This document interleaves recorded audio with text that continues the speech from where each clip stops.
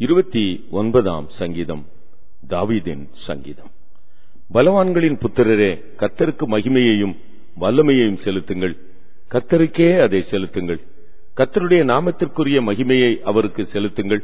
பரிசுத்த அலங்காரத்துடனே கர்த்தரை தொழுது கொள்ளுங்கள்.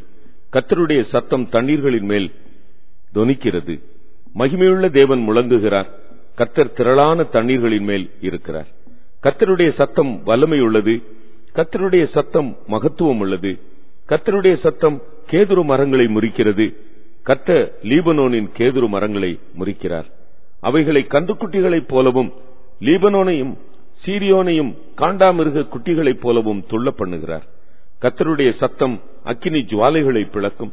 கர்த்தருடைய சத்தம் வனாந்திரத்தை அதிர பண்ணும். கர்த்தர் காதேஸ் வனாந்திரத்தை அதிர பண்ணுகிறார்.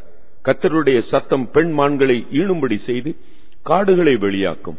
அவருடைய ஆலயத்திலுள்ள யாவரும் அவருடைய மகிமையை பிரஸ்தாபிக்கிறார்கள். கர்த்தர் ஜலப்பிரவாகத்தின் மேல் உட்கார்ந்திருக்கிறார். கர்த்தர் என்றென்றைக்கும் ராஜாவாக வீற்றிருக்கிறார். கர்த்தர் தமது ஜனத்துக்கு பலன் கொடுப்பார். கர்த்தர் தமது ஜனத்திற்கு சமாதானம் அருளி அவர்களை ஆசீர்வதிப்பார்.